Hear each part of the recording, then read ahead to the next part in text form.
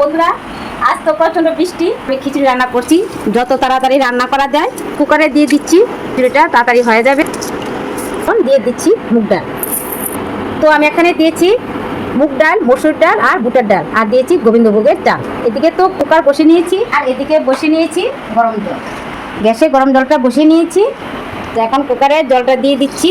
কুকারে সব কিছু দিয়ে দিয়েছি, কেননা তাড়াতাড়ি হয়ে যাবে। তো এদিকে কুকারে চাল ডাল সেদ্ধ হবে, আর এদিকে গ্যাসে গরম জল বসিয়ে দিয়েছি। তো চাল ডাল তো সেদ্ধ হয়ে গেল। তো ভাবছি সবজিটা আলাদা কষিয়ে নেব। তো সবজি কষিয়ে নেওয়ার জন্য আমি এখানে দুটো শুকনো লঙ্কা সম্বাদ দিয়ে নিয়েছি। এখানে দিয়ে দিচ্ছি 5 ফোড়ন। আর এখন সবজিগুলো দিয়ে দিচ্ছি স্বাদ মতো নুন, কি কালারের জন্য হলুদের গুঁড়ো, এই ভালো করে নেড়ে নিচ্ছি। তো আমাকে এক দিদিভাই বলেছিল খিচুড়ি রেসিপিটা দেখানোর জন্য, তার জন্য আমি আপনাদের কাছে শেয়ার করছি। তো দেখুন, সবজিটা 70% কষানো কমপ্লিট হয়ে গেছে। তো আমার তো চাল ডাল সেদ্ধ হয়ে গেল কুকারে, আর এদিকে জলটাও গরম হয়ে গেছে। তো এখন ডেগের মধ্যে দিয়ে দিচ্ছি। তো বন্ধুরা, খিচুড়িটা এভাবে করার মানে হলো তাড়াতাড়ির জন্য। কুকারে সিটি দিয়ে নিয়েছি, আর এদিকে জলও গরম করে নিয়েছি। আমি যে আলাদা সবজি কষে নিয়েছিলাম, এখন খিচুড়ি ডেগের মধ্যে দিয়ে দিচ্ছি। আপনারা জানেন একসাথে দিয়ে দেওয়া যায়। তো এইভাবে আলাদা সবজিগুলি কষে নিলে খিচুড়ির টেস্টটা অন্যরকম হয়। তো আমি এখানে কিন্তু কোনো মশলা ইউজ করিনি। আপনারা চাইলে কিন্তু মশলা দিয়েও খেতে পারেন। তো আমি মশলা কমই খাই, খিচুড়িটা রান্না করি। আপনাদের যদি মনে হয় মশলা দিয়ে খাবে, তাহলে মশলা দিয়েও খেতে পারে। আমি যেভাবে রান্না করেছি ঠিক সেভাবে খেয়ে দেখুন, খিচুড়ি খুব টেস্ট হবে। তো খিচুড়ি রান্না কমপ্লিট হয়ে গেছে। এখন সম্বাসটা দিয়ে দিচ্ছি কিছু শুকনো লঙ্কা, দিয়ে দিচ্ছি তেজপাতা, দিচ্ছি 5 ফোড়ন। তো সম্বাসটা তো হয়ে গেছে, এখন দিয়ে দিচ্ছি ঝটপট খিচুড়ি। আর এখন দিয়ে দিচ্ছি ম্যাগির মশলা।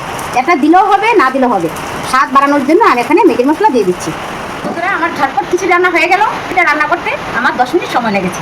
একদিকে জল বসিয়ে নিয়েছি, একদিকে কুকারে ডাল সেদ্ধ করতে দিয়েছি, আর একদিকে সবজিটা কষিয়ে নিয়েছি। রান্না কমপ্লিট হয়ে গেল। এখন খিচুড়ির সাথে তো বলছে যে আলু ভাজি করার জন্য। তো আমার হাজব্যান্ড তো আলু খায় না, তার জন্য আমার হাজব্যান্ডের জন্য তারপর ভাজি করছি, আর ওদের ছেলে মেয়েদের জন্য আলু ভাজি করছি। ওরা তো আলুটা খুব পছন্দ করে। তো দেখুন, তো আমি তেল দিইনি, কেননা আমি কম তেল দিয়ে রান্না করব। আমি সাদা তেল দিয়ে রান্না করছি, তো তার জন্য তেল অল্প দিয়ে দিচ্ছি। আমার তো কারকল ভাজি হয়ে গেছে। কারকল ভাজির পরে তারপরে করে নেব আলু ভাজি। তো সবগুলো তো আমি আপনাদের কাছে শেয়ার করতে পারছি না, কেননা ভিডিওটা লং হয়ে যাবে। কারকল ভাজা করা কমপ্লিট হয়ে গেল। ফিরে আসবো, কারকল ভাজা, আলু ভাজা, সবকিছু, বেগুন ভাজা সবকিছু কমপ্লিট করে আবার ফিরে আসবো। তো বন্ধুরা, আমার কারকল ভাজা, আলু ভাজা, বেগুন ভাজা কমপ্লিট হয়ে গেল। এখন ওদেরকে খাবারটা দিয়ে দেবো। আমার হাজবেন্ডকে কখন দিয়ে দিলাম। খিচুড়ি তো রান্না করলাম কম সময়ের মধ্যে। তো বন্ধুরা, বৃষ্টি কিন্তু কিছুক্ষণ পর পর হচ্ছে। তো এখন কিন্তু কতটা জোরে বৃষ্টি হচ্ছে, আমার কথা শোনা যাচ্ছে কিনা আমি বুঝতে পারছি না। এখন ওদেরকে খাবারটা দিলাম। তোমরা খেয়ে বলো কেমন হয়েছে। আমরা বলছিলাম আমরা সবাই আজকে যে বৃষ্টির দিন, একটু ঠান্ডা লাগছে, খিচুড়িটা খুব ভালো হবে। এই খিচুড়িটা শেষ পর্যন্ত করে নিলে? হ্যাঁ, করে নিলাম। তো প্রচন্ড বৃষ্টি, তো কিছু শোনা যাচ্ছে না।